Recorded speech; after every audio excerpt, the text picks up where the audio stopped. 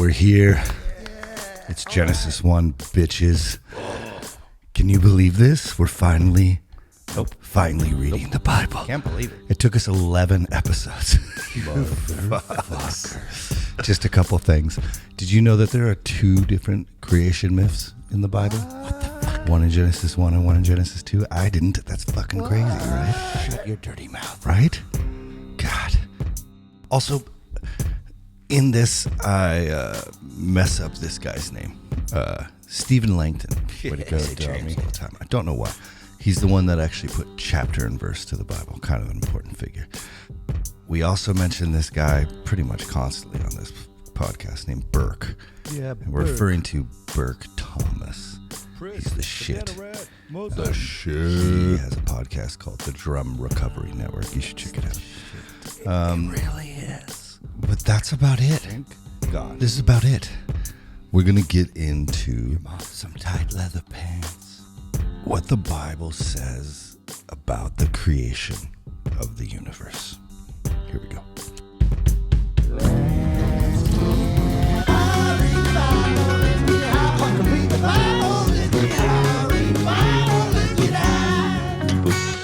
The weekly. When I had that what's that column? And in the hurricane in Tacoma, Driscoll, he's like, let's name it the Wednesday reading. Get it? I'm like, fuck you, man. This is pronounced Reading. That's a great idea. Marketing. I think if I do when I start doing the daily, the daily gospels, it's going to be the daily reading. I'm into that. I like this idea. Check this out. It works too. That's a whole afternoon's worth right there. Get high. We're getting into Genesis. I can't go anymore. Let there be light, motherfuckers. Dude. And it was good. And this is the second time we've done this. So last week, right. We should preface this, right? I took a week off. Sure. I took a week off the podcast to study more because as I was studying this shit, right, it like blew my fucking mind. And I was like, dude, I need time. And then we did a podcast last week, and it was just so fucking ridiculous because there's so many new angles to this story that we want to take it slower, right? Yeah. We got through we got through all the way through the first, we got almost into the second creation myth. Yeah, which it's great, but we definitely need to. What we decide is we need to lay some foundational backstory. As we're going along, it's super important for what we're doing for our needs moving forward. What we said is we have to create the Bible.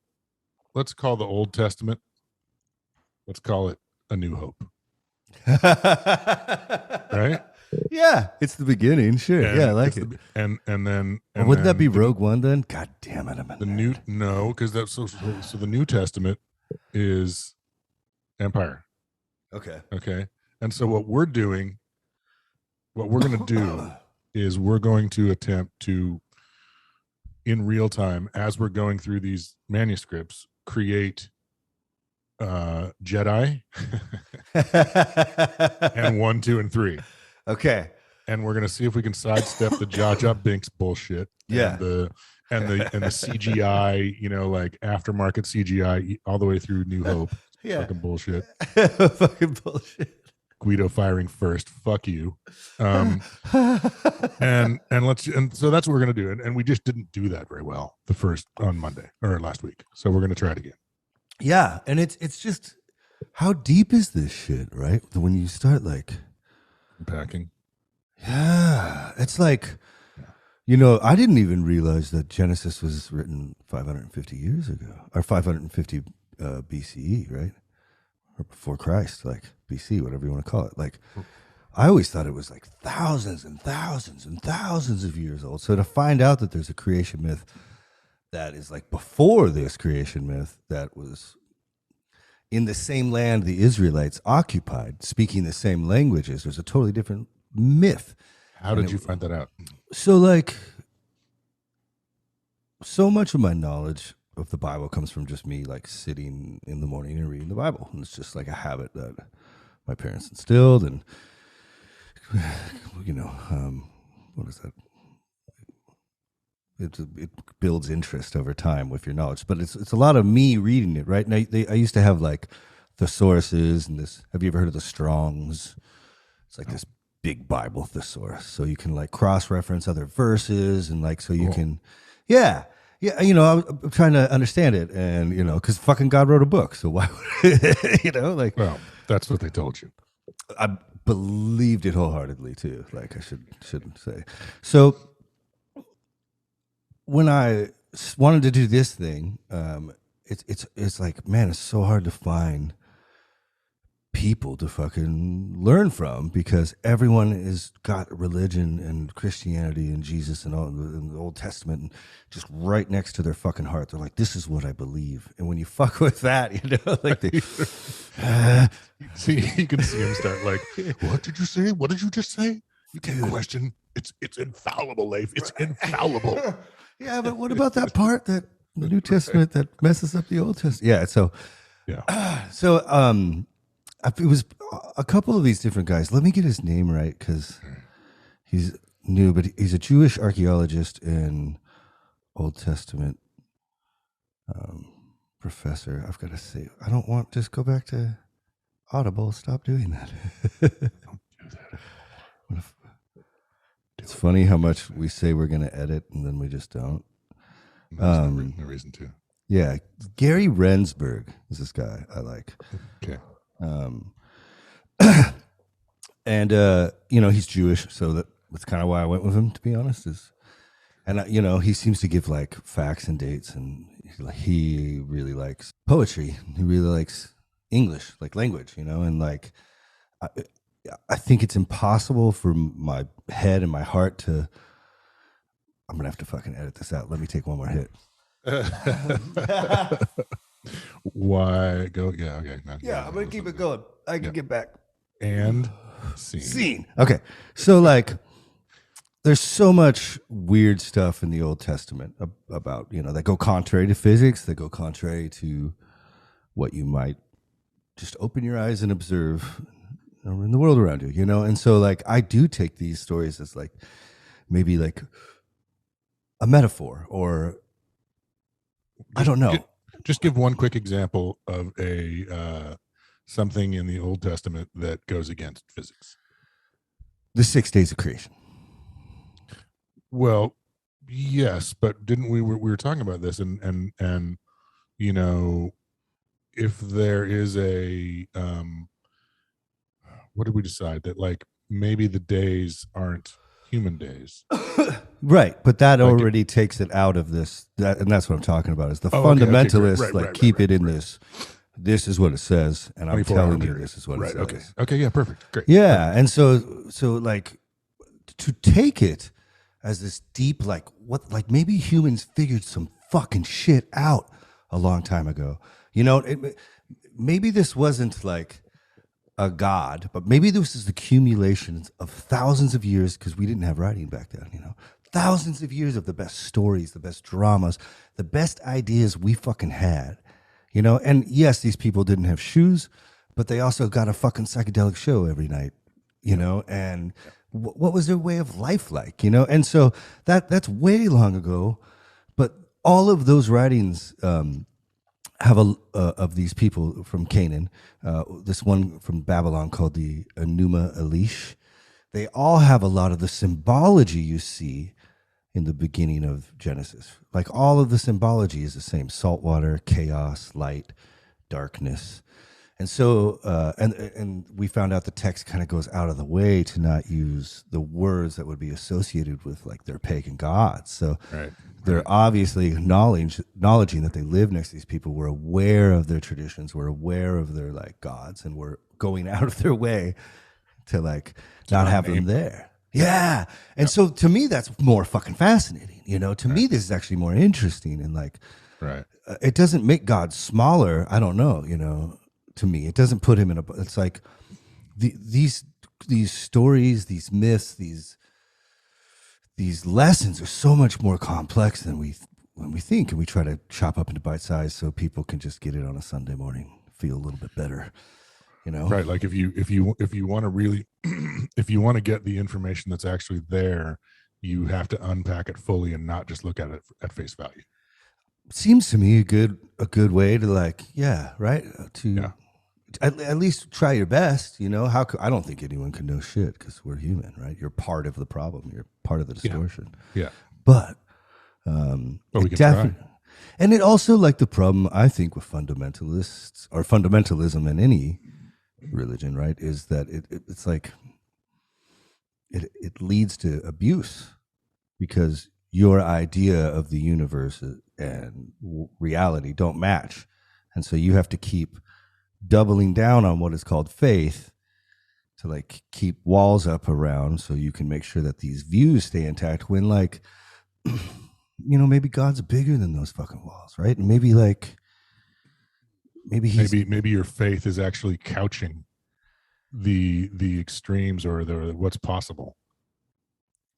Maybe by dampening you as a human. You're not bringing all the magic you could bring into the world because of this. Yeah, exactly. By not fully examining and internalizing, you are, and by going, no, it just is because I believe it to be, and that's my faith, and that's what religion is.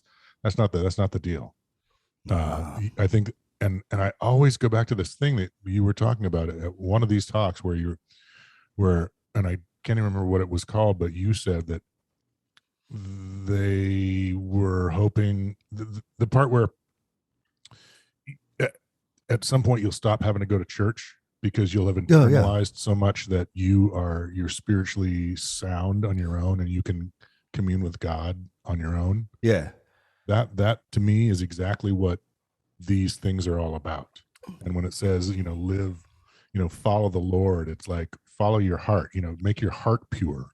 And then dog. Dude, this one, like, I guess just if you had any doubt that I wasn't born in the fucking woods and I had to go ask the neighbor dog to play because no one was around him. Really socially awkward, but like, Rex, come out and play. it was a Saber, but of course it was. Yeah, thanks, Leona. You rule. So I remember being around. It was some band. It was probably you guys because the Black Rebel Motorcycle Club was there. Do you remember that band? Wow. Yeah, they're amazing. And like, when we got signed, when I got in the band that was signed, the first thing I did with a check is buy like the most expensive fucking leather coat I found. Like, it was more than my rent. It was more than my car. More than your guitar. I was kind of addicted to guitars, but like, yeah. The leather jacket is this like fucking staple. Like it's like a second skin. And we were all hanging out. It might have even been you that said this, but like those guys, Black Rebel, they walk in, and someone goes, "Some people wear a leather jacket, and those guys are the leather jacket." Like, yeah. God, I knew I was bringing this up with faith. Yeah, like, I guess I was trying to say, if you do leave room for mystery, and like, for instance, if I try not to define God and tell other people what they should do and how they should live, but when I try to like keep that mystery just held in a hand and not really understand and be what I think is actually humble, not a fake humble, not fake bragging, but life kind of just becomes amazing. Like, things start happening for you, and like that, maybe that's a sign that you're doing it right or doing it wrong. Are you the fucking leather jacket, or is this just something you slip on? Like, do you just go to church on a fucking Sunday and like feel a little bit better about that stepbrother porn, or do you like, like? Yeah, no, that's great. That's a good one. It's a perfect analogy. It's like I had this girl I dated in whenever it was, a million years ago, but she had there were these, she lived in a house full of girls, and the girls had boyfriends. And one the boyfriend was like, he had a really fancy car that didn't run very well, and the other guy had like a really crappy 911 that ran really well.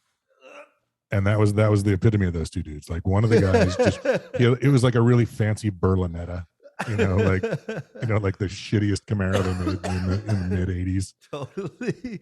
But it was really shiny and fancy, but it ran like shit. But the dude's 911 was beat to hell, but it ran like a charm. And it was like, it's that sort of thing. It's like, what do you care about most? Do you want the engine to work, or do you want it to look good?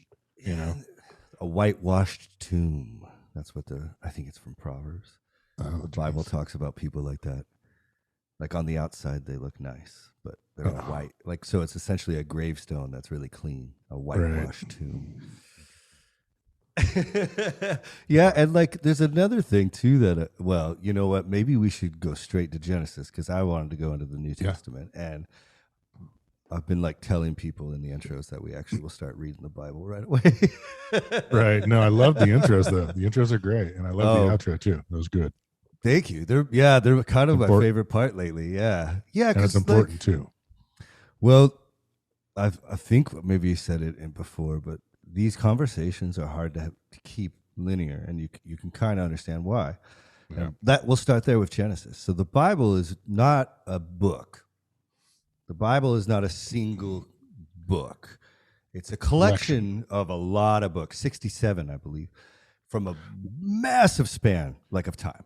Okay, so from 500, not just a massive span of time, but from an inordinate amount of authors. Yes, unknown and cultures, okay? Languages, and cobbled together. Yes, over time. Yes, into this first document, but it's really obvious in the very first. So Leif has this information that so in the beginning of Genesis, is that Yahweh? No, it's this other god named Elohim. Elohim. Okay, right. So this is Elohim, and in the very next chapter, it's Yahweh. So Yahweh. Those are two different dudes, two different fellas, two different, God kings, whatever you want to call them. And it's really obvious because, in the beginning, it was all good and we get everything.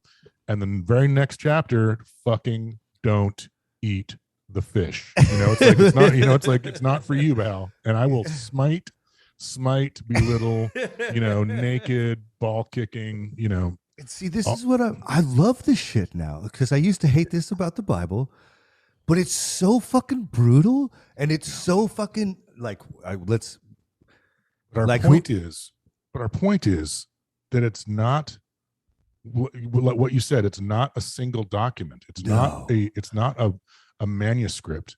It is literally a songbook. Yeah. It's the best life lessons cobbled together through thousands and thousands of years from different cultures that we're not even aware of. But the Jews, and then later on the people who would turn into Christians. Yeah. Put them together and want to go one God on them because that's the best way to make money.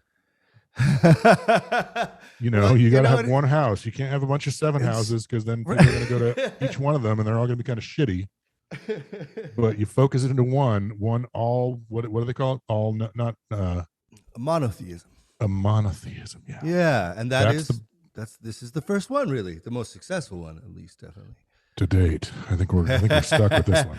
I think they nailed this one. I don't, man, come on. I mean, now. I may have some satanic tattoos, but I think the Bible's rad. No one's questioning the Bible. We're questioning the people who are making money off the Bible. Oh yeah, no, that I think so let's go back to Genesis 1, and what I want to try to do right now is, it's really hard to think about the audience this was written to, right? Because it's so fucking long ago. It's right. This so far, everything I've been able to find is that Genesis was written about 550 BC. Okay, and but the stories probably came from way before this, millennia before that. I'm assuming, and the Jewish people live very closely with the ancient Near East. So that includes Egypt. That includes this place called Babylon or Canaan, and Mesopotamia. And these people, these people, Iran, Iraq. they spoke the same language. So it'd be like, Arabic, right? Arabic? No, this is ancient Hebrew. That's the language. Yeah. Okay. We're talking. This is all Jewish stuff right now. So Jesus spoke ancient Arabic, but the people in this region from these different, massive like empires would be like, they all spoke the same language. It'd be like Texas English versus Boston English. Okay, so it's like dialects. So they have different dialects, but all the words are the same. And so the creation myth from Babylon, which is like, from what I can tell, 2,000 fucking years old. So then or now? Like we pretty the writings come from like we have it written down about 1,000 BC, but it dates, like we can see it farther back in pottery and different shit. And which one? That's the Garden of Eden. No, this is the creation myth that you kind of have to know about a little bit, because it's underneath the Genesis creation myth, and it's so strange. So it's really weird, and because everything about it is like it's like a combat. The gods use us as their play toys. They're like fighting. They're always warring. They're always fucking with men. And you see that with El and Elohim. But as it comes together with these two stories, it goes to this monotheism, and the struggle seems to be about the word or time, right? So we won't go too deeply into this weird old creation myth. All you have to know is that it has a dragon that represents chaos. Its name's Tiamat, and it has this like amazing like hero who's like the storm god, like I guess like Zeus maybe. His name's Marduk. And Marduk defeats chaos, Tiamat, and makes the world out of her blood and ashes. So we're like essentially made up of the blood of the most evil thing that's ever existed. Sweet. Now, this is represented so fully in this first creation myth because of the salt water, because of the chaos. And looking at this story now, outside of a fundamentalist Sunday sermon type of thing, it's so fucking fascinating to me. Out of chaos, this guy creates order. God makes order out of chaos by fucking speaking. He says, "Let there be light." It's like, what the fuck does that mean? Now, the Bible was put together in this really weird way, because all the books that were written in the Bible, you got to remember, they were reading the scrolls and the tablets and the other books that are in the Bible, So you imagine that the Bible, because it's written by so many different authors over so many different times, it's almost like God wrote it himself. Even, I know people believe that really, but I'm not saying that. I'm not saying that. Right. Yeah. Right. But Right. like in a kind of a cheating way, right? Because the people who are writing the new books are like, oh, that's the fulfillment of this prophecy, and that's the fulfillment. Right. So it's like cherry picking. We gotta address it. Yeah, so, for sure. But there's this amazing thing in the New Testament, in this Gospel of John, that I've always struggled with, and it says, "In the beginning was the Word, and the Word was God, and the Word was with God." And it's this. People use it as a reference. I bet that's pretty accurate. John was referencing that Jesus Christ was with God in the beginning in this garden, and that he was the truth, the Logos, right? And it's weird that God, to create order, speaks. And in this crazy weird way, I'm almost, I start to see these stories as like, imagine humankind like waking up. We become fucking self-conscious. What is that? Animated. What now? Animated. Right. And like time. How do we know we're going to die? So now we're in time, right? It's like, it's so fascinating. So we're struggling for who knows how many millennia. And then we start figuring out, hey, you know what? If you just tell the truth all the time, even though it takes a little bit longer, shit's way better. And then those work themselves into stories around a campfire. And then those work themselves into dramas that are played out on the Saturday night for the hunters and gatherers, right? And then you see what I'm saying? So these where did these stories really come from? And let's try to think about being fucking alive 1,000 years ago. And Or 5,000 years ago. God damn, that's so cool, right? Jesus. Yeah. Well, and the whole thing is like you were saying, the every night, like half of their existence was, oh, your plug came out. Yeah. Half of their existence was under the stars every night. Yeah. And that's just that's something you have to explain. That's something that dwarfs you. The day, yeah, you have to walk a long ways, and it seems like you're really small. But then the stars come out, and you're nothing. You're insignificant, and I don't think you can oversell that to people now, because it's like you go outside in the city and there's you see like we said, you see the Big Dipper, you see the North Star. Maybe Orion. I was in Walla Walla last weekend, and you see the Milky Way, and you see the planets that are colliding, and then it's just if you have to explain that with your brain that has all you have is mead periodically, and then maybe some magic mushrooms that you gather, you're gonna see the colors for real, and they'll be more vibrant than we can even imagine, because you won't even have words to describe them. And so I think that's where you get a lot of this. So anyway. You just brought up such an interesting point, and like I definitely wonder how it plays into my life, because I've had to teach myself to read later on in life because of my upbringing. But these people also were pre-literate. None of them read. So that's something to take into consideration, because we know that the portion of your brain that is involved with like speech and like talking and sentences and that construction, it just basically takes a lot of CPU, like a lot. I don't know if you read that. There was a TED Talk. I think she wrote a book of this neurosurgeon who had a stroke, and it knocked out that hemisphere, that side of her brain that involves speech.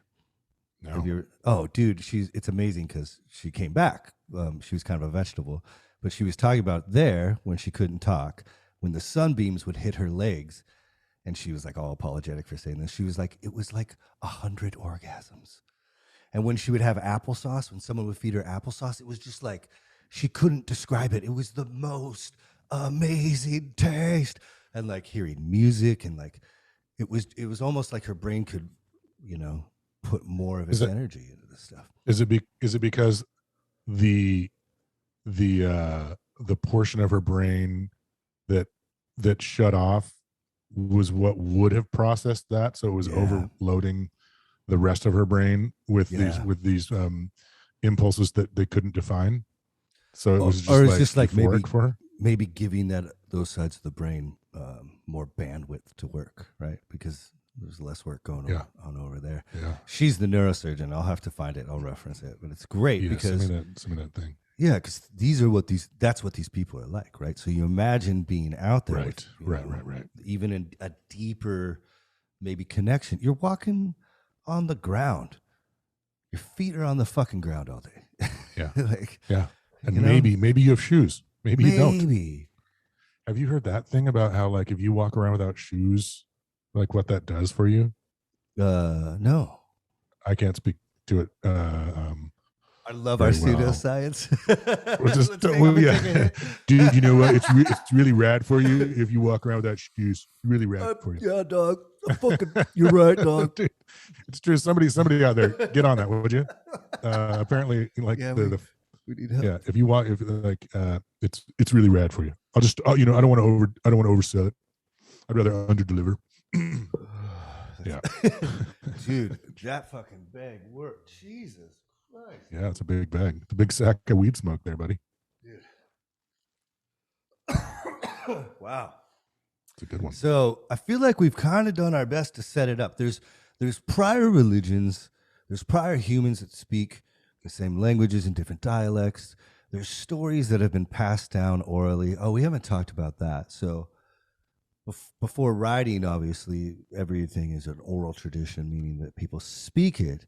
And there's a unfortunate, what do you call it? Well, let's just call it bullshit. That most of the what I would consider not good Christians hide behind, where they act like an oral society was like perfect, and they spoke the story perfectly with each letter and word, or each word. Oh, right. Like like it wasn't a little game of telephone every time they told the story. Exactly. Yeah. Exactly. No. The shirt was red. I know I said it was black. Shut up. Shut up, kid. Stop paying attention. Fucking get stoned. Right. Drink your mushroom tea. Yeah. No, yeah, they would actually throw rocks until they're dead. Right. Totally shitty type of stoned. Right. So that's where these stories come from. Now I don't find, that doesn't sway me away. That doesn't make me freak out, because I don't think the dates and the times and the, whether it was the Captain content, America the content itself is not, it's the stories. It's the vibe. It's the essences. The essence. Yeah, that's great. Yeah. Good word. Right? Yeah. So totally. And the thing that I love that we pointed out kind of immediately, and this is the first time, but when I was getting ready for this last time, it's the first time I'd ever really read through it fully. I never got to like day 3 or 4 or 5 and realized that, but I never noticed that at the very beginning it says, it doesn't say, like you're saying, in the beginning God created heavens and the earth. Now the earth was formless and empty, darkness was over the surface of the deep, and the Spirit of God was hovering over the waters. But that's perfect. Yeah. It was already there. It's like in the beginning, where, like, it doesn't say, and God created the earth and the heavens. It says in the beginning there were, or he said he created them, but like, well, it gets even better. Like you said, he doesn't speak it. He doesn't speak and let there be earth and heavens. So there's this, fancy word that gets used. It's called ex nihilo. What is it? Ex nihilo, out of nothing. I know. That's why I'm not doing it. Out of nothing, God creates everything. Your information is way too important. You don't need to do the fancy process, because what you're saying, I get embarrassed. I get embarrassed. I'm a very socially awkward person. That part, I want you to get over. Okay, so you're the guy. That's what's taught in every church. That's what's taught in every college, university. Okay, say the word ex again. Nihilo, and it means out of nothing, God created everything. Okay, which I always just took to kind of be like the Big Bang, right? But like, when you read this Jewish publication society version of the Torah, or Genesis, right? Which from the guys I like, they say this is the closest you can get to like the syntax and what they would be saying back then. It kind of is different. So I'm going to read those first 3 verses too. Oh, cool. When God began to create heaven and earth, the earth being unformed and void, with darkness over the surface of the deep, and a wind from God sweeping over the water. God said, "Let there be light," and there was light. Okay, so like, that's when God began to create the heavens and the earth. And this one doesn't say heavens, it's heaven. Heaven, right. Heaven. Which is and it's, again, you got to like go back to what we're talking about, because they talk about like, so heaven, sky. Yeah. Sky and earth and sky. So space, because now we know there are no heavens. It's all everywhere. Right. There's no up, there's no down, there's no north, south, east, and west. And so you're talking about people who had to come up with what the fuck was going on. What the fuck is going on when the sun goes down? What is this fucking bullshit up here? The twinkly twinkly, I don't get it. It freaks me out. And the big blazing one, what the fuck is that? Yep. Is that a guy? Is there a dude in there? You know? And so they got to come up with it. So what the fuck were they doing? Go ahead. Mm-hmm. And it's weird that when it names the earth, it says the earth being unformed and void with darkness over the surface of the deep. Those are all ancient archetypes of evil and chaos. Each one of those, every monster, every, sometimes there's just, I think there's fucking like songs about it. You know what I'm saying? Like those are all the archetypes of evil from the ancient world. So the earth is more of like, is it just like pure chaos and evil? Maybe this is what we were like when we were animals, right? Because it's like, it just blows my mind. I have no idea even where to begin. Well, and so is this called the creation myth? This is the Elohim creation myth. This is the first creation myth in the Bible. Yeah. Okay, so and why is myth in there? I think myth is just because there's so many different religions that we find throughout the world that it's just a classification of religion, because we're all just trying our best. It's a myth. It's a hypothesis. This is how we think this happened, right? Right. I mean, a Christian or a Jew wouldn't say it's a myth, though. Right. But this one was written 500 years before Christ, right? That's what we're saying. And possibly this version, collaboration. Yeah, I think the Elohist creation story is like 700, maybe even 800 BCE. BC. And so that's when they first wrote it down. It must have been being passed around. A lot of that stuff is like a weird clay tablet, or like sometimes even just like artifacts, like, right. Excuse me. Did pottery. you get that? Did you get that thing I sent you on the Sumerians? No. The text I sent it to you about it's got the picture of let me make sure. I'm almost certain I sent it to you. No, it was before that. Oh, did I not? Yeah, I didn't see it. Fuck it. Oh, I was what I was talking about. Like this, the Sumerians have a clay tablet.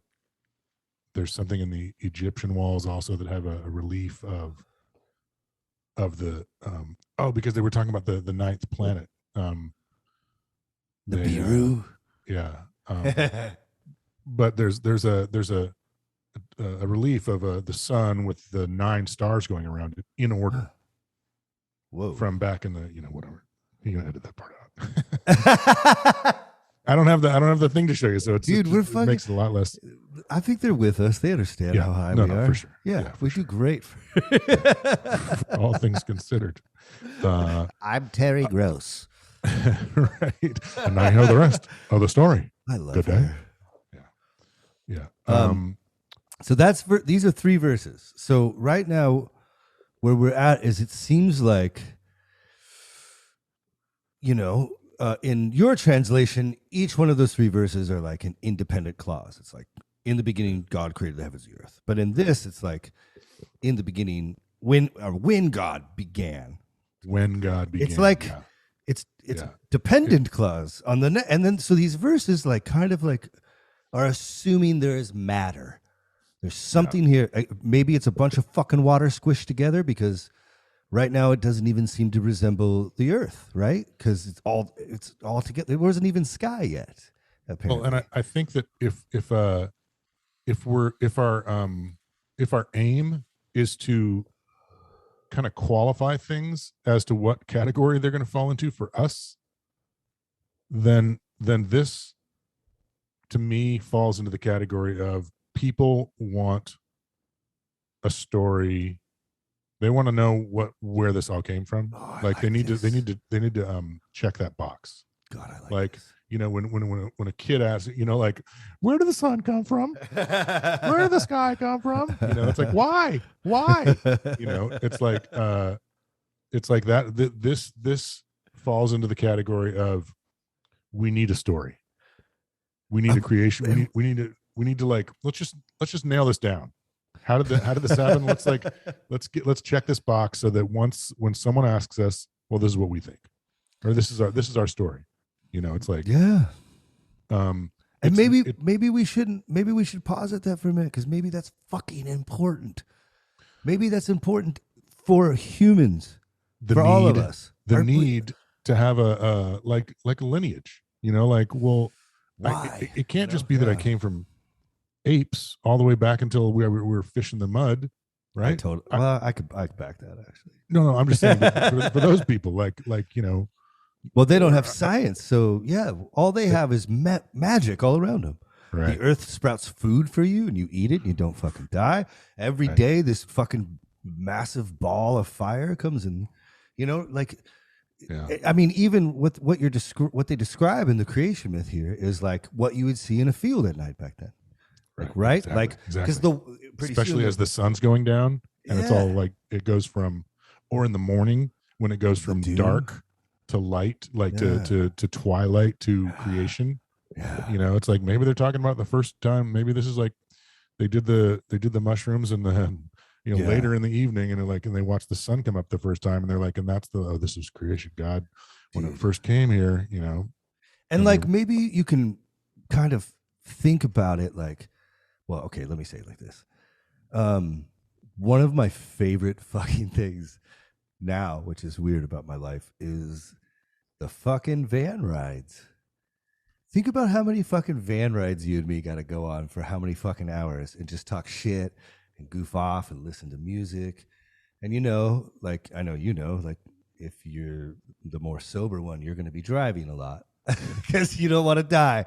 And your fucking bass player's horrible at driving, So it's like, fuck you, get in the back. So you're driving all the time. Well, we're somewhere in Oregon and around Mount Hood, and it's like it's exactly what it's still dark. It's 4 or 5 in the morning, and I'm driving up this road, and I'm at the spot where I'm not even listening to music because I'm so tired and life was one way. I was having the best time, maybe not the best tour, but like I like the music, I like my friends.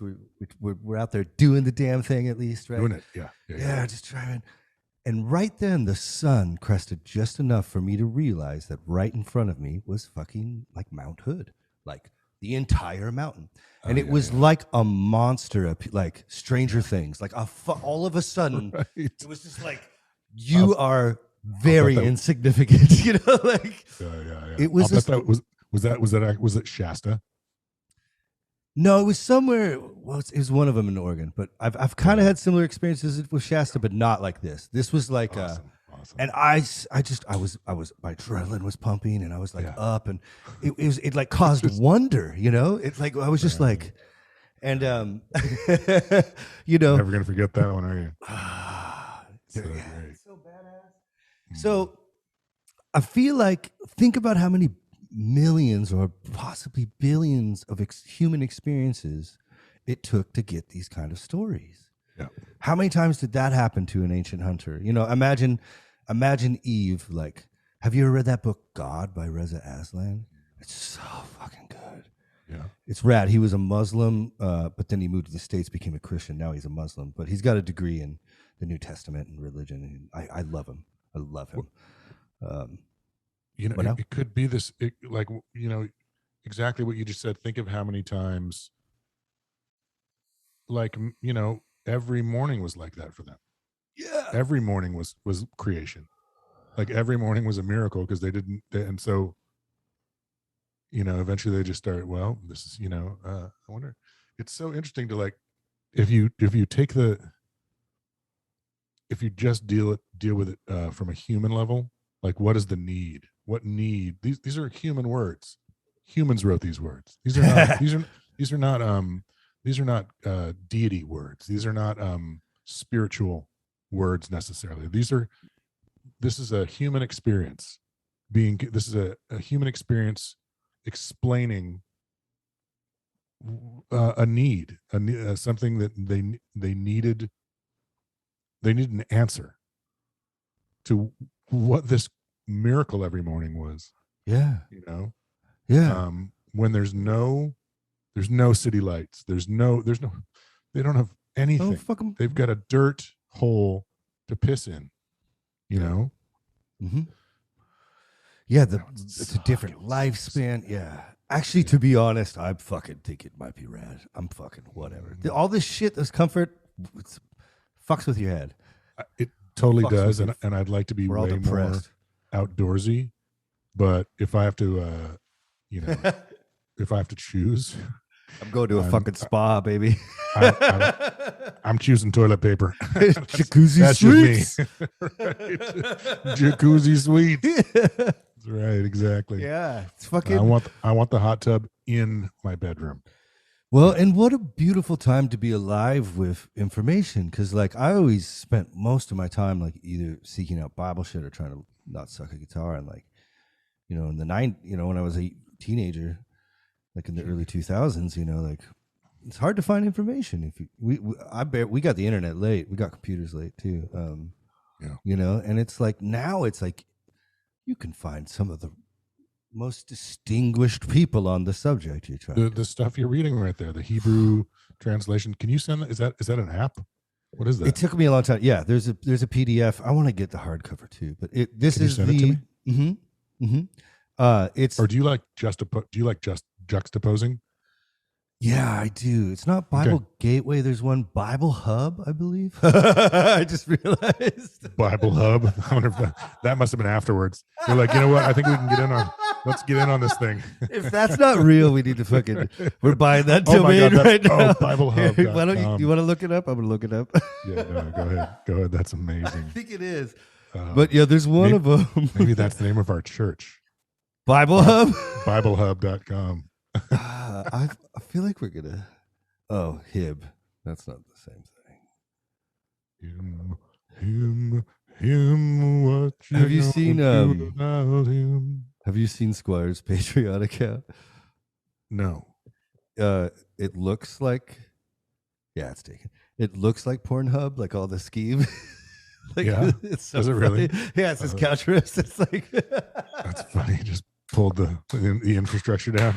Yeah, that's awesome. It's great. It's great. So, yeah, Bible Hub I like because you can look at all the different translations throughout the years, and it's cool too because you can then take like the original Greek or the original Hebrew and put it into Google Translate and kind of see like. Well, what do you have me on? You have just Holy Bible app. The Bible app I use all the time too. It has a lot of different translations. Mostly I use that because you can just listen to the Bible on it. Because I used to have I have Johnny Cash reading the New Testament, which is pretty badass. What? Yeah. Like he really did it? Yeah. When he was older too. So he's like, yeah. And that's on this one? No. I have a. You remember those huge CD cases that Yeah. I have one of those with CDs that are the whole Bible. It's like, and he read the whole thing. Well, the one I have like 5 different ones of them because I've been doing this a long time and they wear out. I had a tape set that wore out. The one with Johnny Cash though is just the New Testament, and he read the whole thing. Yeah, that's awesome. Yeah, it is. Awesome. So we kind of do we have a kind of a? Should we keep going? I mean, how much unpacking you want to do? Like, I feel I'm like pretty this is better with than last week. Yeah, this is pretty good. Well, no, I think it's just super important to like the very first thing. This is not a linear document. It's not a manuscript. It's a collection of short stories at best. And let's say it like this: if the way it was constructed proves that, because you have one God mentioned in verse 1. And then you have a whole creation myth go through that verse. It ends on day 6, the first chapter. And on day 7, it picks up chapter 2. Now, that could have been because of the James Lincoln, the guy that actually put all the verses. I think that was like 1300s. He put the verse and chapters in the Bible, right? Because before that, we didn't have it. It was just like, someone would say like the book of Isaiah, but they didn't have like verse and chapter. So maybe that's a mistake, or maybe it's purposeful. And halfway through verse 4, something scholars call verse 2:4b. A new creation myth starts with a different order of creation, man's first before everything, it seems, and a different God. So why the fuck would you do this unless you're like, hey, these should be read together. Hey, these are important and they go together. You know what I'm saying? Like here's the 2 different stories from the times. We're smashing them together. So right from the beginning, it almost seems like the redactor, whoever fucking put these books together, not Moses, but whoever put these books together, was like these stories and their lineage, where they come from, are important. Well, it also could have been that what they're trying to do is, again, because you say they address the two different names, right? Yep. In those two creation stories have two different God names. It could have been that they were these are the two biggest groups of people they're trying to conjoin with this manuscript, with this one, you know what I mean, with this one document, because they're you get the pagans, you get the whatever, the pre-Christians, whatever you want to call them, and when they start conjoining their gods, some people could get angry and be like and revolt or whatever. And so it didn't necessarily need to be that these two stories go together, but that they wanted bring them into it. These were the stories that were going to be the most important to the biggest groups of people. Yeah, to get them like, hey, they're already familiar with it. Like, hey, yeah, that's well. We included your thing in here too. Yeah. You know what I mean? Like, we know that you just got overtaken Romans or whoever, and we know you Babylon. just got assimilated, but we want you to know that we care about you. So we've put your myth creation in here as well, right after our own. Yeah. You know what I mean? Yeah, totally. No, yeah. So it's political. It's political almost. Maybe. It's like, Yeah, maybe. And I mean, the weird part is too, is we've mentioned these two different creation myths. Like, now let's get into the next part, and the order is different. You find out. Come to find out, like the order of creation between chapter 1 and chapter 2 are completely different.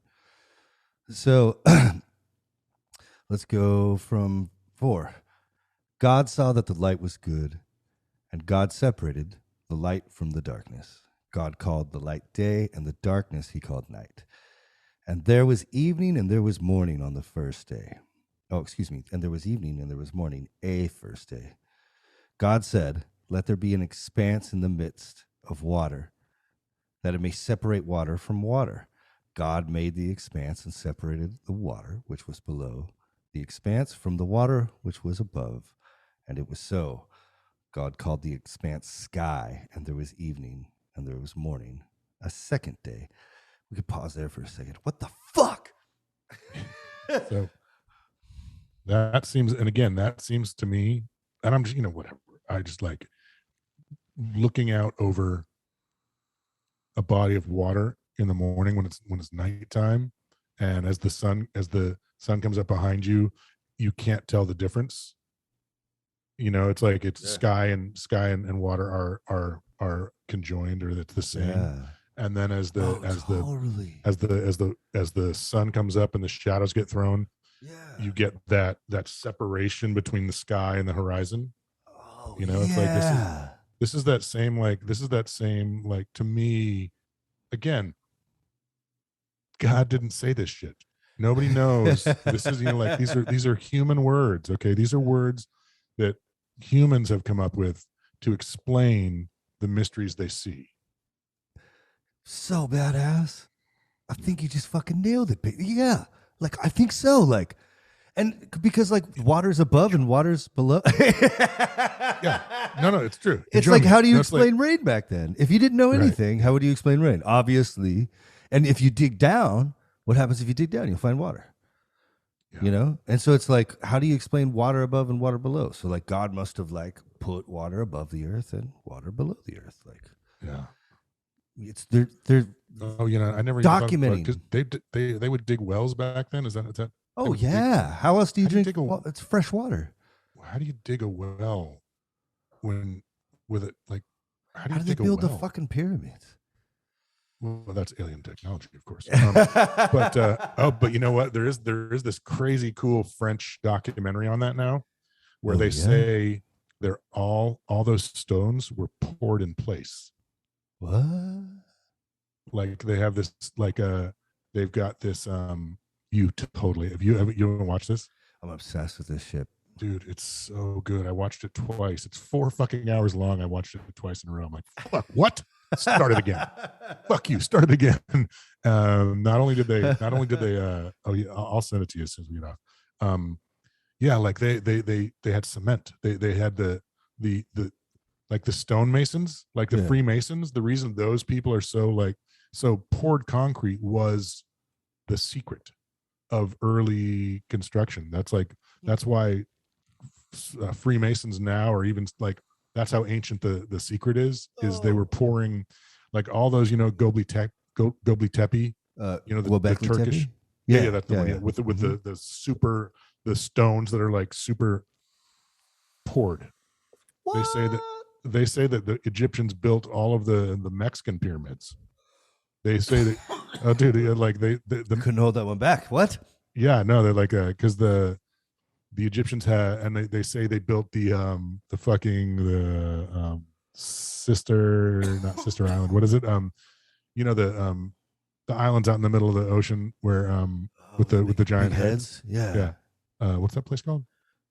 Not Sister Island. Easter Island. Yeah. Easter Island. Yeah. They think they did that stuff. All these. I'll send it to you. It's amazing. I want to see this. It's really good. Anyway, but that. Why did we get there from creation? What we talking? How did they build the pyramids? That's how they built the pyramids. Yeah. I mean, like digging down for water. I think for wells. Yeah, but I don't understand. Like, and I'm like, Well, wells have been around for a long time. It's only fresh water. Salt water kills you. Yeah, and in fact, in all the ancient myths, like all evil is salt water, right? Because it ruins, decays. It, right. It's you can't live in it. Right. So like, but fresh water you can drink, right? Shit. Right. I grew up on a well. I grew up on fresh water. It's crazy. The weed farm had a well. Oh yeah. Yeah. And it looked like it was in season 6 of Lost. It looked like it did. Oh, we'll put up some pictures of that. It's pretty funny. It's fucking rad. Yeah. So like, I feel like, what's your thing? Go ahead. No, that like what we were talking about. Like that this is another example of human words trying to shape the mysteries they see, trying to come up with like parents having to give their kids something, right? Yeah, and just having it passed down, and it's like, it's not fucking, science will tell you that this is not. It didn't just happen one day. There's always been, as long as the earth has been turning, there's been day and there's been night, and there's been sky and there's been water, but that doesn't help you when your kid. Every generation is asking, what the fuck is that? It's like, you have to have a story. What if these creation myths are just to like shut up annoying kids on long seriously travels? Don't make me come back there. They're like, okay, look. Here's what happened. We lost the ox a mile ago. I'm done with this. Okay. Eat your oxtail. Shut up.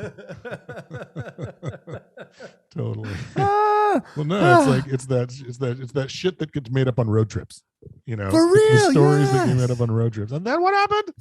When you're just too tired, Yeah, dude. So my oldest is like fucking hilarious. These are sleep deprivation stories. Yeah.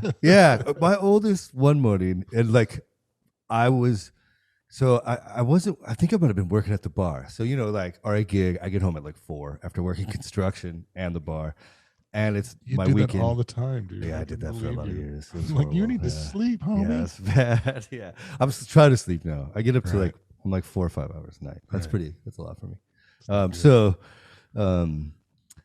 So my little one, though, he's not little, but then he's 9 or 10 at this point, and I'm sleepy. My mom was there, and like I'm making breakfast for him, and he goes right away. He goes, "Dad, is Santa Claus real?" And I'm like really tired. I'm like, "Fuck already!" Like I haven't even got the French press going, not even close. Yeah. And so I'm like, "How do you deal with this?" So I sidestep, and I'm like, "Okay, I think I can do it like this." And I'm like, "Well, because of this idea, everyone once a year stops thinking about themselves and gives what they can to someone else. And that is real. So maybe, he stops me right then and he goes, "Dad, is God real?" Like the first question was just a setup. Like he totally had you a mile away. He's like, I got this, man. All I need is a small opening with Santa, and we're gonna charge the horse. It's the Trojan horse of Santa Claus. The deep abyss of reality. And yeah, how the fuck do you come up with answers for these little ones, you know? That's And like, amazing. yeah, That's amazing. maybe that's what this is. Is God real? Right? And I'm getting all like pumped on myself because I thought that was a pretty good answer. Nailed it. You totally nailed it. He's like, for where I was? Yeah. Whoop. Oh, it's hard. Yeah. That's so great. But these stories go on like, before we even read on, it's so much fun to talk about this shit. One thing that I never thought about until I started approaching these stories high as fuck is the tree of the knowledge of good and evil. This thing, the catalyst that catapults us into fucking sin. What I always thought it was like we ate good and evil, but I don't know if that's it. What is that? A merism? We're not there yet. Oh goddamn! We're not there, dude. You're jumping ahead. We're not even. I know. I'm yet. sorry. Okay, so let's keep reading that. you just want to get to the Garden of Good and Evil. I know. My mind gets too blown. Eat the part where we get the fucking eat the apple. Yeah, the snake's not the devil either. Where's the snake? I don't want to talk about the snake. Like an enlightened being. So we're on what? Where would we end? Verse 6? No, we're there be a 7. vault. We did the vault. We got the second day, and You then said call God skies, said, we're on "Let the 9. water." We did that one. You did the water under the sky, and it was No. I think we stopped at 9. Why don't you take over from 9? Okay, so you're different. What 9. translation are you reading, by the way?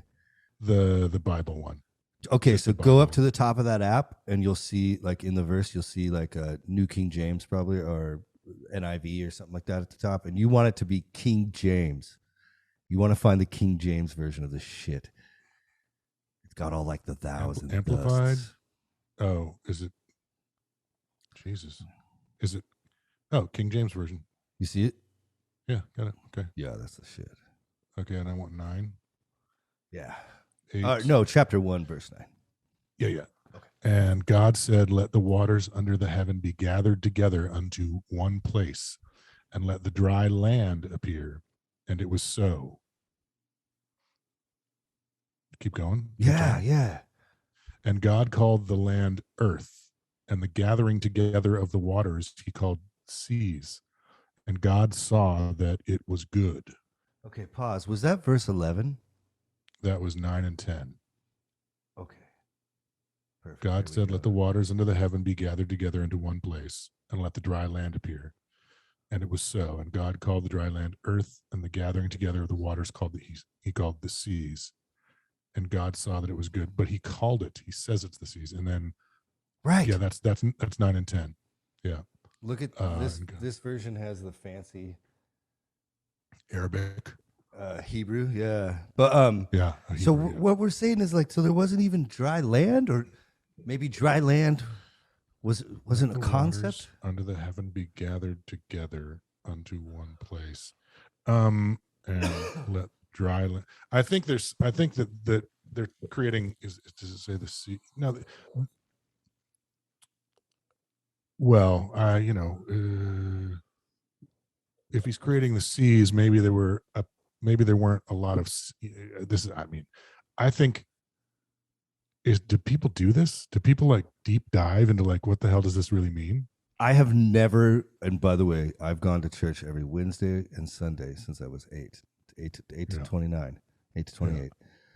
Yeah. Never heard anyone talk about this shit.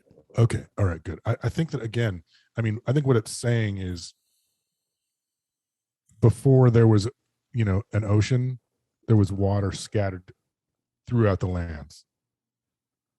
And that God created, brought them all together like children following the piper and made it the ocean. But I think it's just the idea of a myth. Yeah. The idea of a story, the idea of just how did Leif, how come the oceans and the land aren't together? It's like that.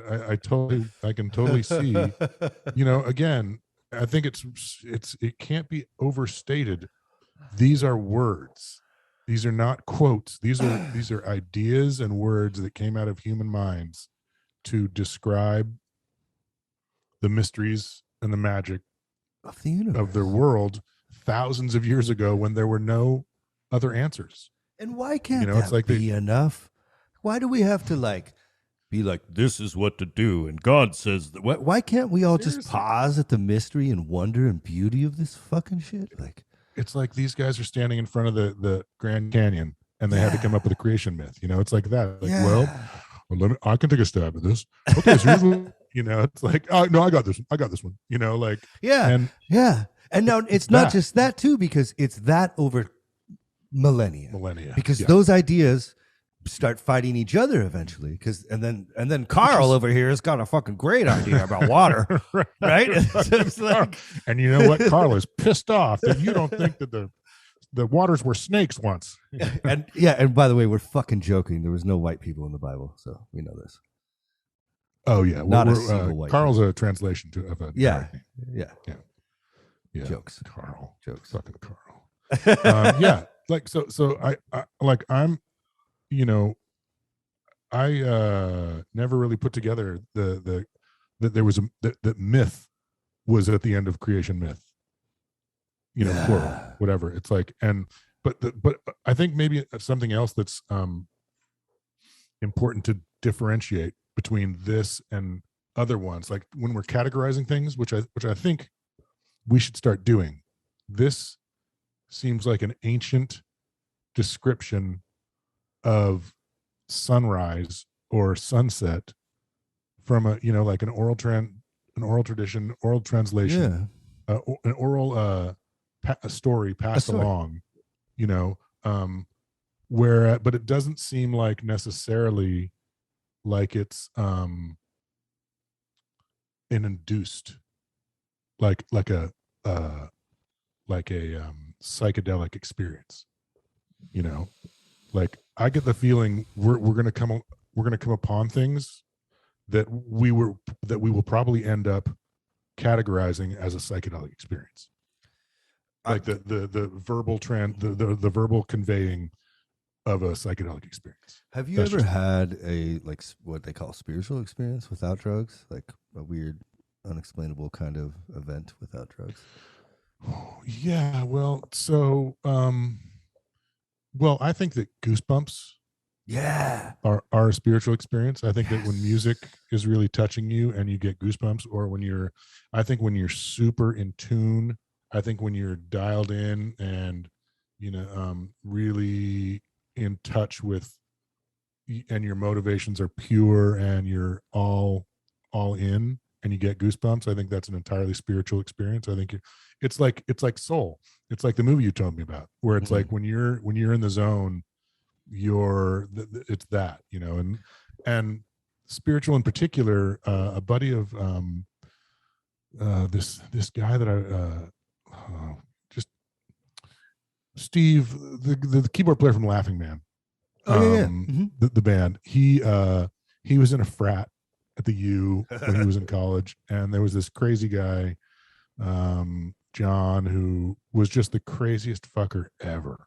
And he's one of those guys who just like pushed everything to the edge, and he was always pushing the envelope, always exploring mentally, emotionally, whatever, physically. And then he ended up in this religious,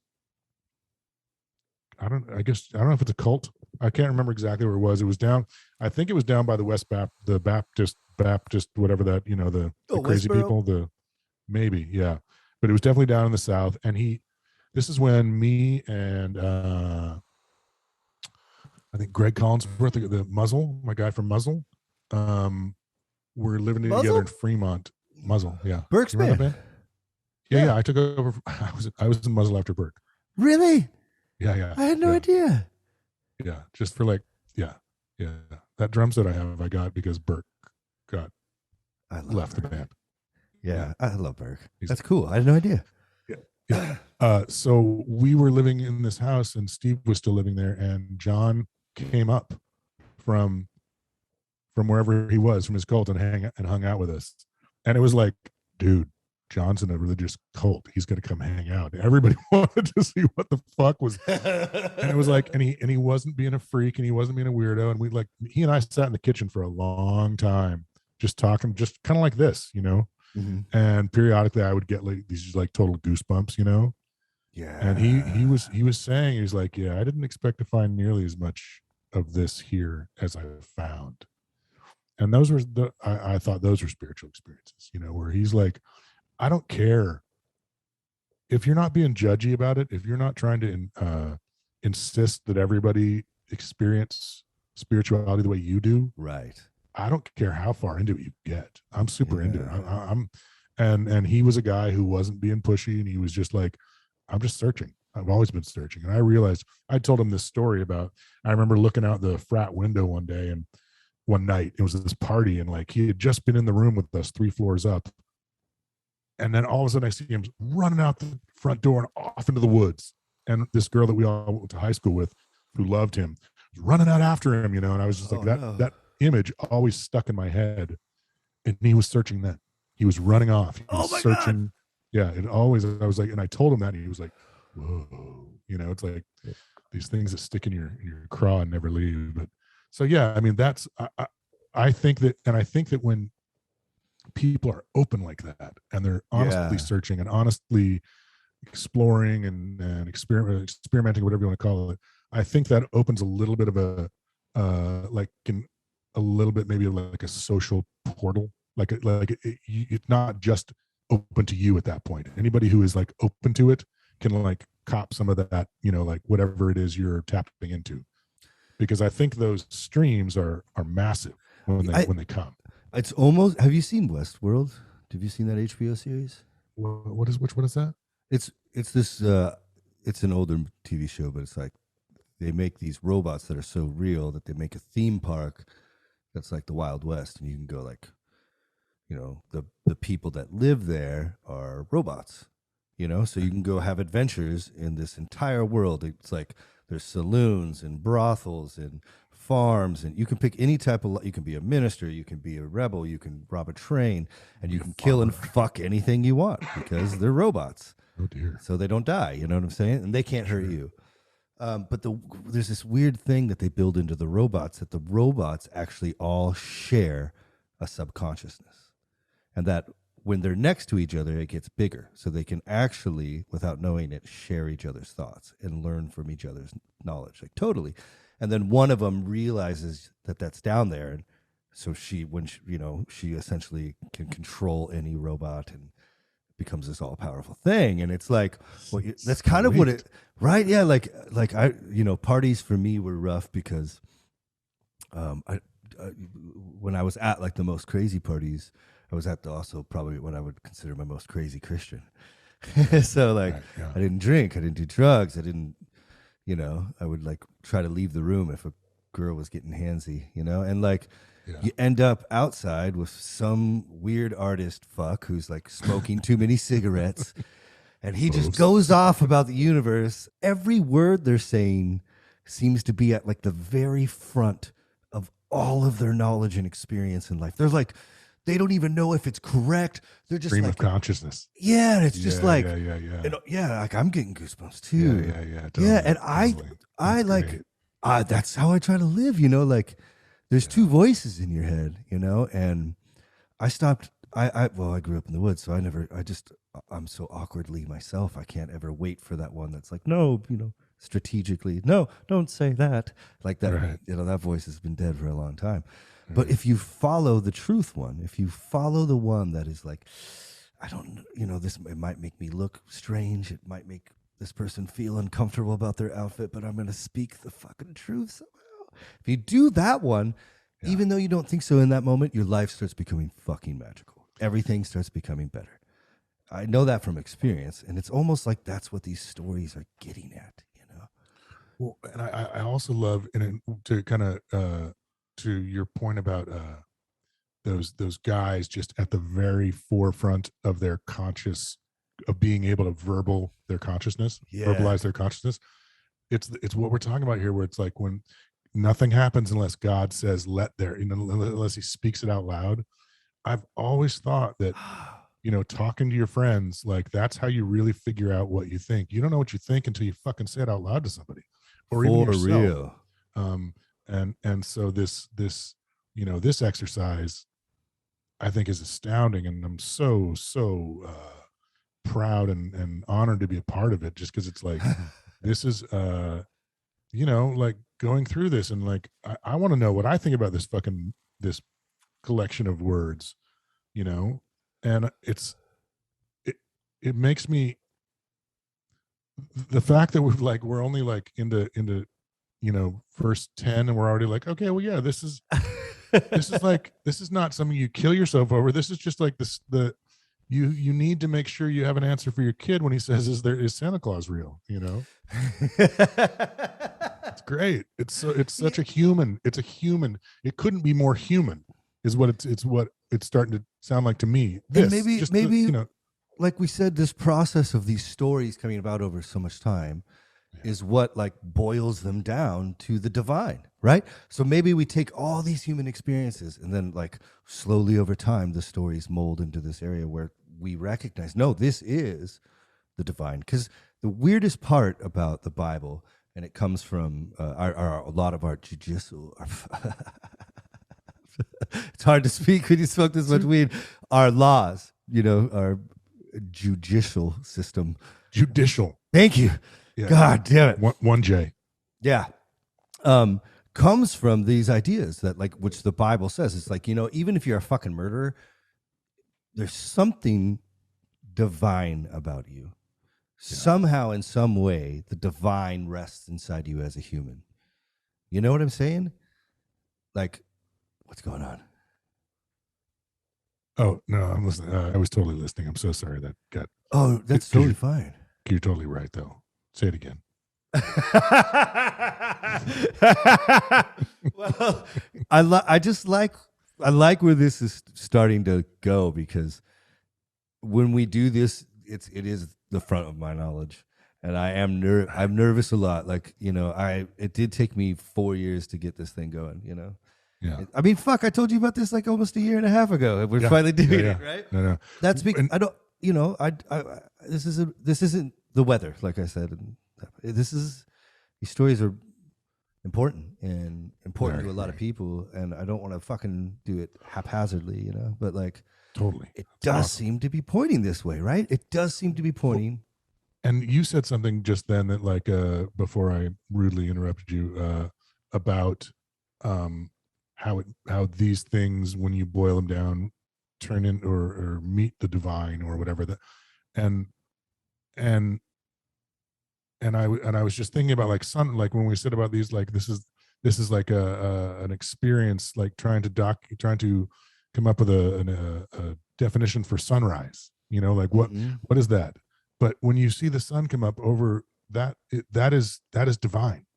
It's magical. That's the magic of existence, the magic of consciousness, the magic of being here in this time to witness this. What the fuck? What the fuck? How am I here and you're here, and that fucking globe? It's like that totally, like, if you these turn more divine if you try to take God out of them. Like, the less you deify, the less you make these words magic and sacred, the more they shine with divine inspiration. Yeah, I agree. It's almost like when you what now? So don't listen to me.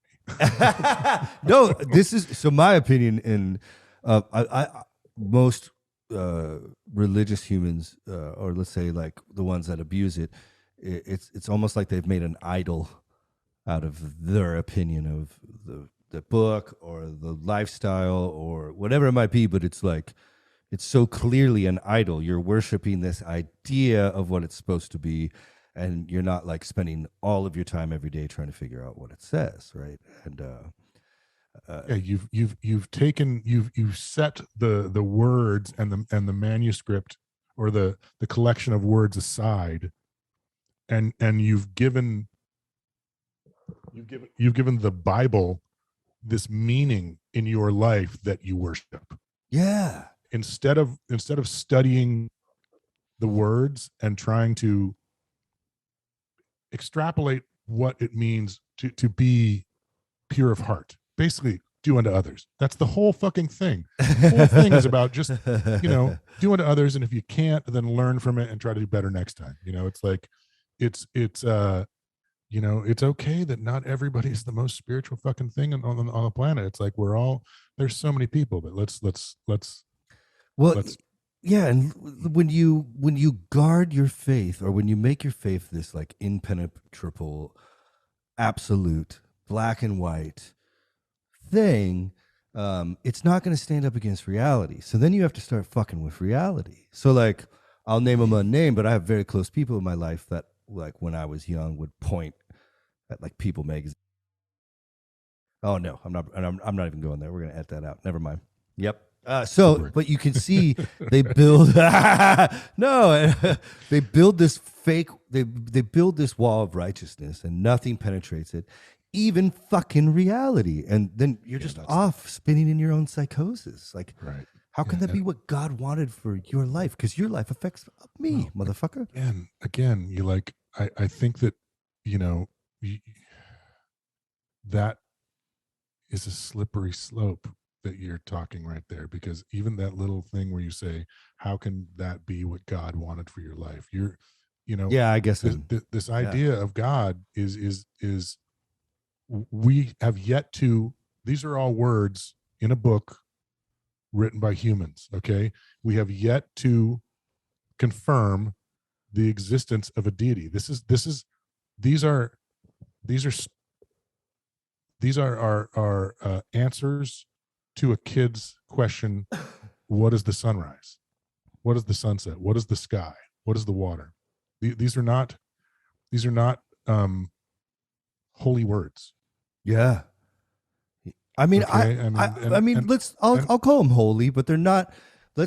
I don't think they were written by God. I don't think God moved through these humans. I think. So how can they be holy then? They can be spiritual. Well, think about is that the same thing? No, because like think about the hits thing we always bring up, right? It's like the best hits, sure. right? Yeah. Well, fucking, Hotel California is a lot better than X amount of songs from that era, right? So you could say that, when did that come out? 70, 69? I don't know. 70s, when that came out, you could say that was the best, most pleasing sound to people. This is the archetype of the best song. When Hey Ya comes out, and it's like the biggest pop song of all time. This is the best pop song we have. So in a way, it's like we're letting all the ideas and gods and all the different myths that we come up with compete. No, I get that. So, but the question is this holy? Are you saying that Hotel California is holy because it has stood the test of time? Yeah, right. It's set apart from everything else. I mean, I might not like that song because everyone has decided with the enjoyment it gives them that it's holy. Or the zeitgeist, like this is the best. Okay, so that's what we're talking about. Yeah. Yes, totally. And if that's what you're talking about, I totally sign off on that. But what it isn't is what you said, it's not written by the hand of God. It's not divine. I don't think there's a white dude in the sky who is like, or black or yellow or brown or not woman. A dude. Yeah. It's not a dude. Okay, so I think that and I didn't know we were going to get here, Leif, but it's and what's great is we're not even out of the first myth creation. I know! And I have to tell you to check your faith. You know what I mean? Because it's like because your knowledge is so overwhelming, and so it's amazing. I think that it's important in the same way that I'm not going to poo-poo anything in here.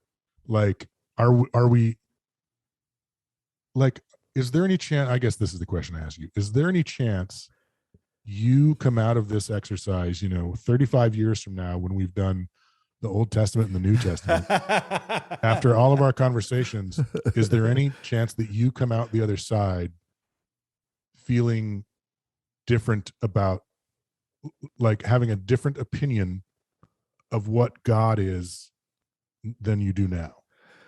Isn't that the idea, right? Okay. I grew up with the idea of that your opinion of God should never change. You know, the grass of the fields and the mountains pass away, but the word of the God will stand. So I always do that. But like, so what I've learned is the more experiences I have in life, the less I know, and the more comfortable I am with knowing less and less and less, and it's insane. So, yeah, this is almost like this insane therapy that I've never been able to engage in because I'm not I was trained at such a young age to never speak against the word of God. I was trained. You say trained. You were brainwashed by your elders to not ask questions. Yes. To swallow it whole. I still ask questions. They just, Yeah. I would just end up learning more than them. Right. Yeah. So that's my thing is I think because like, when was the last time a new religion came out? It's like I'm not opposed. What's that? Mormonism? Maybe? Yeah, it's like or Scientology maybe. Scientology. Yeah. Yeah. And that's, Jesus Christ. It's like, so if like all I'm saying is that I think, and dude, this is not our what we're setting out to do. But we should probably, like we were saying, we should probably file the papers and have it and start a church. Start a church. I love the idea of like we both get our deacon licenses, but our wives are the head of the church because they're the women and they're going to be the high priestesses. I love that idea. And I do too. I think we just need to be open to what this brings us and hope that we come out the other. Like I can already tell from 10 verses in that I'm already going to know far more about the Bible. I already know far more about the Bible now than I have my entire life. And we've only done it. We've only started reading it yesterday, last week, and this week. You know what I mean? And yes. But we can't do this and I don't know. Can't that's not the word I mean. Maybe shouldn't. No.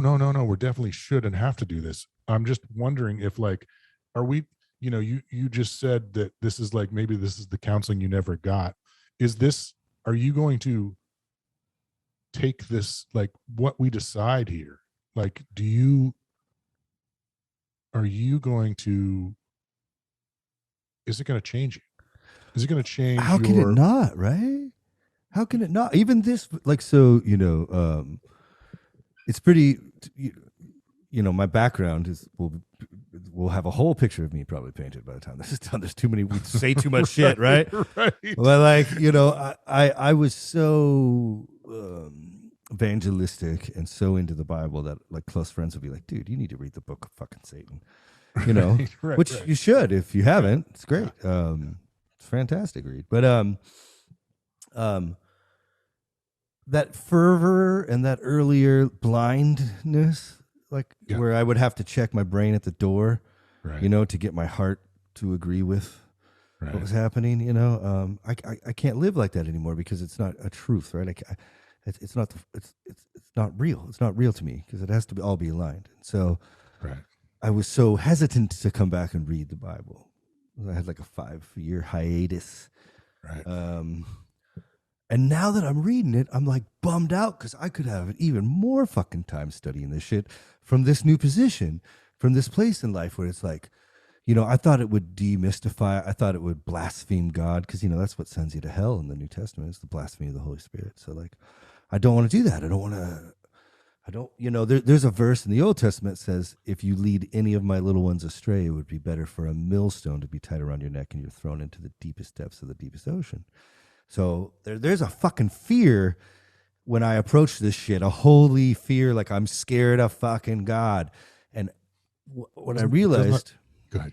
Sorry, go ahead. Yeah, what I realized when I was 27 in church and all these people are like raising their hands and I'm like, oh, they're not like digging into the depths of their soul and like wrestling. And by the way, I know this is judgmental, but I'm not judging these people. I was just trying to figure it out. I'm trying to figure it out. I don't believe it's judgmental. I believe it's you reporting. It's reporting. Yeah, it's just what's happening, right? Because like, why is, and so I won't name any names, but like, when when you want to go to heaven so bad that you're in a church and you're raising your hands, by the way, a spiritual experience. That is getting high. Sure. That's Okay. absolutely getting high Yeah. when you do that with all those people. It's beautiful. Simon Says is a good time. Uno. Who would have thought? But you know, the motivation, especially behind Baptists, right? Because Baptists, you know, comes Billy Graham, all these tent revivalists come in, get them saved. Get them saved. Hell is real. You're gonna fucking burn, right? And that's the motivation for most people wanting to learn about Jesus Christ or read the Bible or go to a church. They don't want to go to fucking hell. That's not necessarily the most pure motivation, or let's say maybe the most selfless, or let's say maybe the most, you know, like, so coming to it now without that, with this fresh set of eyes, coming to these texts and learning about the historicity and the context of these stories is like blowing my fucking mind, and I love it. So like, it seems to be already changing me, and already I don't know much. You just say that. I've been reading this book for my whole life, and I don't know much. And like, I'm so excited, like you, to fucking read these through and try to like. Yeah. And hopefully these people can fucking help us too. Like, let's figure it out. I was saying a lot of stuff in the first episode, and I keep saying like 5,000 years, and I realized, oh, that's because I was taught, that all this stuff goes back. It's like these stories are like probably not that old, or maybe I don't know. Some of them are older, some of them are not as old. Right? And we only made it to line 10. We're not even to 11 yet. But the thing that brought that whole thing on was these references to the Word of God. Mm-hmm. Okay, there are no quotes from God here. So far, we have no quotes from God that are first person quotes. It comes at the end, though. and I because he first says, person quote. Yeah, he goes, "Let us make man in our image." I guess that's third person. Yeah, that's not the Word of God. God did not write this down. It's like at no point did God put pen to paper. It's like you can't. I mean, I am okay with, if we're going to sign off on that's the Word of the God that I want. But we have to say that out loud. Oh, we have to say out loud that that's what we believe. Because I don't.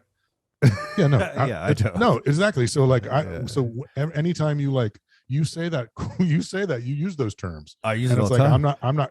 I'm not comfortable with it. Oh yeah. I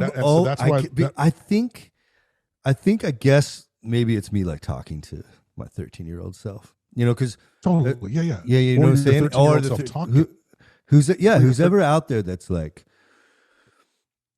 if you spend time trying to figure out what's actually good in this life and how you can become better and how you can help people around you, like, that seems to be kind of righteous to me. And I think those fertile soils can grow not just beauty for you, but beauty for me. I think we can I think positivity, just like hell, is almost endless, and we could just keep going. Fertile soil. That's exactly what I was talking about with the guy John when he's on this quest, where it's like he is cultivating fertile soil. Yeah. You know what I mean? Like he's like his purity of exploration and of purity of mind to like discover that is producing fertile soil for anybody around him. That's the term. That's great. That's awesome. Is that what it says? That fertile soil shit, that's in the Bible? There's a lot of soil in the Bible. I mean, even in if chapter 2, God becomes a fucking gardener, right? He makes a garden for everyone, right? So there's a lot of what man would be doing, God does, Well, and that's not surprising, seeing as how that's where all the food came from. Yeah. The food thing's weird too, because if you read chapter 1 and you believe it's real, then why aren't you a vegetarian? Well, I know because of verse 9, or chapter 9, I mean. But still, like, when the world was created, they're all vegetarians. What? Who says that? Yeah. Well, we're not there yet. Should we try to finish a couple more verses? Yeah. You go in the next Okay, one. you want me to do it? This is You're on 11. 11. Yeah. And God said, let the earth sprout vegetation, seed-bearing plants, fruit trees of every kind on earth, that bear fruit with the seed in it. And it was so. The earth brought forth vegetation, seed-bearing plants of every kind, and trees of every kind, bearing fruit with the seed in it. And God saw that it was good. And it was evening, and it was morning, a third day. You notice that it's day 3, and the sun and the moon haven't been made yet. Nor has any living thing other than plants. Plants. Yeah, plants. Seed bearing, and fruit bearing plants. So were there plants that like didn't have seed and they just died off? Like they just sprouted up and died off millions of years ago or something? What the fuck? Why is this important? What the fuck? Don't all plants have? Well, I don't. This since I don't perennials. You're more of a botanist than I. The order is strange to me. I don't know what it means. I know that he says it was good. I know that there's this refrain that it was evening and it was morning, a third day, and it says that over and over again. I don't know what these means. I'm fascinated, but it is strange that the next verse is when he makes the fucking sun and the moon. Real briefly. And God said, "Let the earth bring forth grass, the herb yielding seed." So even before fucking apples and oranges, we're fucking dropping dimes on the fucking wee. Okay. The fucking Lao? Dude, don't fuck around with the cannabis, yo. It comes before fucking fish. It comes before fucking apples. The sun. It comes before humans. It comes before the fucking sun. Okay. Fucking step off the marijuana. Okay. I don't want to hear any more fucking flack about it. Dude, right here. Holy shit. Bring forth grass. Jesus Christ. Come on. We're day 3. Day 3. We're not, dude, and humans are not there. That means the first thing on day 3, he's like, oh shit, you know what I forgot on day 2? That means he wanted to do it on day 2 and ran out of time.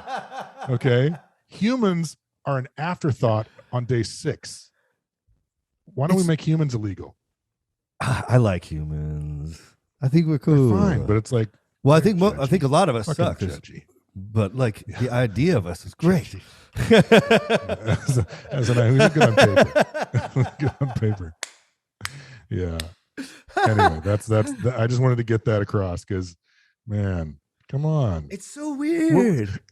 Okay, so there are all these things on the planet that we do every day that don't show up here, right? Sure. Cauliflower. There's nothing on here about cauliflower. Kangaroos. Okay, baked potatoes. Nothing about baked potatoes. Rhubarb. Not one mention of rhubarb. Weed and herb right there in black and white.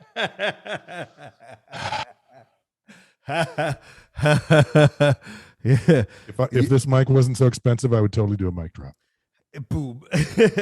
I think it's what expands consciousness. I think it's self-explanatory. Yeah, for sure. I like the Terrence McKenna shit. Have you seen that? The Sistine. That was I agree. You look like that was your fucking 1990s British alt band cover right there. That was sick. Oh yeah, that was good.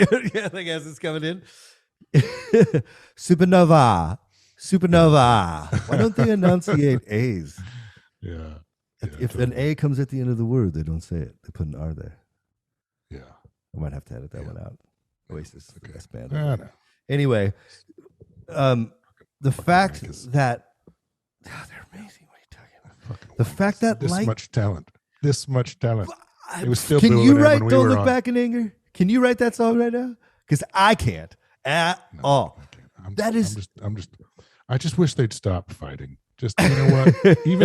Look, you know what? Here's one of the signs of the apocalypse. Even the fucking, even the Black Crowes brothers are back on tour. Yeah, even those two fucking hippie fucking freak of natures can keep it together long enough to fucking, get a couple of shows. This ship's going down. Christ. We got to, before it's all done. Jesus, come on, man. I think it's never keep it together. Well, maybe that's why we needed these stories. Like, you know, we're presupposing that, you know, if you're a Christian, you think for 6,000 years the Earth has been operating this way, but we're saying that the Earth was already here. And how many times did we destroy ourselves before these stories came about? We don't even know. We don't know shit about the prehistoric and time. it could, you know, it doesn't necessarily mean that we did the destroying. It could have been ice ages. It could have been meteors. It could have been, you know, there's all these end of civilization occurrences. What do they call those? There's a Apocalypse. Well, I mean, literal ones, yeah, but not like not written. End of, I don't know, whatever. Somebody out there will know. Yeah, they're yelling at us right now. It's called, no, you remember the planet, what asteroid, meteor, the first movie where Morgan Freeman's the president. Ellie, end level, extinction level event. Extinction level event. Okay. You did it. You know what I mean? God, it only took about 15 minute of dead mumbling and. But like, I didn't think you were. That was like an American Ninja Warrior course. I didn't think you were gonna make like it. 10-minute oral seizure trying to pull that one out of my ass. Jesus Christ! I apologize to everyone. Check out this whole bag of marijuana is gone. Right. Like, cut us some fucking slack, dog. Okay, yeah. It's an all skate, folks. It's an all skate. Join the conversation. It's an all skate. Join in. Shoot the duck with us. Come on. Join in. We're going to be wrong. Help us out. But we aren't wrong about the fact that this order is fucking bananas. And what the fuck? Like, because they haven't, and then this next day they create the sun and the moon. And like, so there's been light? So the earth is existing with plants, which we know operate with photosynthesis and with well, we do, but they didn't. You know, without, you know, like that's the thing. Light. Well, this if you think about it, this order is not that surprising, because the most important thing to them, you know, to ancients would have been seed, so they can plant the next year's crops. Yeah, right? and water. Like, so it's more important. I mean, so you need water, and right after that, you're watering the plants. Right. So and maybe God was like Dr. Manhattan, like he was a bright light bulb, and he was just like walk around the earth wherever he goes. It's like I don't know who Dr. Manhattan is. Oh, it's you never seen The Watchmen? No. Oh no, is that the Bruce Willis? He's that blue guy. He's basically a god. He's just like, wait, what? Well, let's go back, but let's just say God's like a light bulb, right? He's just like chilling, walking around, like the glory of God, let's say, is illuminating the earth, maybe, because there's no sun. Okay. So what makes light and darkness? So as God's walking around the earth, the side of the earth that God's not on is dark. Because how the fuck is there light? Well, that's not here yet. There's vegetation, there's water, there's dry land. Oh, you're going literal. Well, yeah, I mean, I'm just trying to be funny. You're just trying to be funny. Oh, I'm sorry, I'm blowing it. I'm funny boat. So don't fucking shoot the bottom of your funny boat with this gun. I'm so sorry. That's that fucking game. Manhattan. What the fuck are we talking about here? It's the slap out of the hand game. When you like wait the gun, son. Sorry. Okay, my bad. I'm so sorry. What an asshole. Talk about all these beautiful tears. But you were saying, I had something about the light, and never mind. Dr. Manhattan. We started watching Loki. It's perfect. It's perfect. Good, yeah. I've finished it too fast. Yeah. I don't. There's 6 episodes, man. It's dumb. What do you think about? Have you ever seen? Did you ever watch Cosmos? Like either of them? When I was a kid, I watched it. Yeah. And, do you remember when Carl Sagan explains in the second dimension, when he's like, imagine a world where everyone's flat. Okay. So he's got a table, and there's like little round circles that kind of look like brains, and like those are people, and they have like walls, and they live in this flat world, and they get in their car that's flat, and they drive. They have no idea the third dimension exists. and then it shows a classroom. This is actually in the Neil deGrasse one. And one of the teachers is like, there's another dimension and I can tell you about it. And he does that drawing. You know how you can draw a box with lines that go back and you can make it 3D? Yeah. So he explains to these 2-dimensional people the 3rd-dimensional world. Well, we live in the 3rd-dimensional world, right? But there's a 4th dimension. And we can explain that if you take a cube and if you can just pass it through itself with an illusion. And I often wonder, after my fucking, peyote fucking desert trips, like if this is the 4th dimension. We're trying to explain the shit that we're getting from this other realm that we have no idea, If you're wondering if our oral descriptions of things is the 4th dimension. Yeah. Oh, that's cool. Right? Because like what we were saying, like nothing is real until you talk about it. Yeah. Nothing, your thoughts aren't real. Right. Your thoughts are locked up in your head and they're just kind of chemical waves until you speak them, and then they become real and released to the world, sort of thing. That's right. And maybe, and check this out, like jealousy. Is jealousy a thought, or is jealousy controlling you? Is jealousy an emotion you're experiencing, or is a fucking demon in you and getting his way? You know what I'm saying? Because jealousy will like ruin everything. Anger can be the same way. These these things we experience almost seem to have a life of themselves. Like what if, and that's what the polytheistic cultures came up with a long time ago, because there's a god for war and anger and sex, and Did you come up with the 4th dimension being the verbalizations of shit? Is that your thing? Yeah, I just getting high and it's fucking good. Well, no, I think that so I'm starting to formulate our congregation's Lord's Prayer, like just in a very rough, like just periphery, but that's one of them. That whole verbalization and fertile soil and because I don't really good shit. I mean, like, as much as I would probably be considered to like a Baptist, like a Satanist, they'd probably think, or something like that. But I actually just don't know anything, in my opinion, and you have these experiences. Like, I had one off of drugs when I was 13. I was at a Christian camp thing, and I was by myself. I always ran off by myself too. And I was out on the beach, and it was a clear sky, which if you live in Washington can be hard to find, right? And so it was like stars. And I was singing this song that was popular. It's called God of Wonders. And I was just singing this song by myself out on the beach. No guitar. I was just like in awe of like when you look up and you see real stars, you're like, what the fuck is going on? Totally. And it was like this spiritual experience. And then I go through all these ups and downs and awesome times and bad times. And, sometimes have them, but not really. But then I did mushrooms, and it was a spiritual experience. And I was like, what the fuck is this?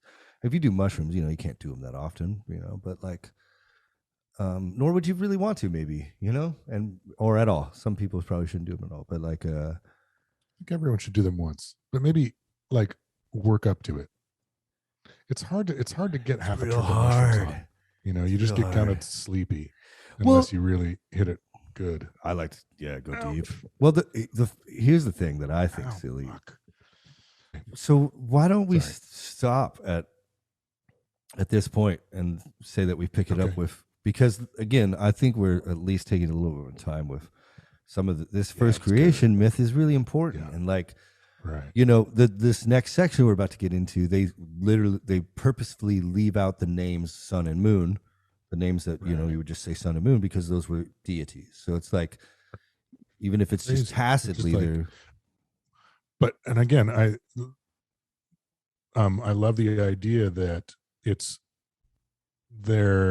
periodically they are both omitting and adding, the names of gods or stories that so that some people it's still their religion. Maybe they left out the God's name, but they'll know that that's their story because it's their story.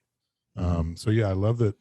I just think it's super important to keep harping on the fact that this collection of stories did not come all at once, did not come from one people or one religion, and that's that, and to point that out every time it becomes evident or obvious.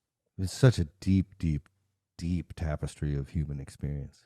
It's how rad. Yeah. Well, we'll get into it next week. Yeah. All right. Love you, buddy. Yeah. Love you too, man.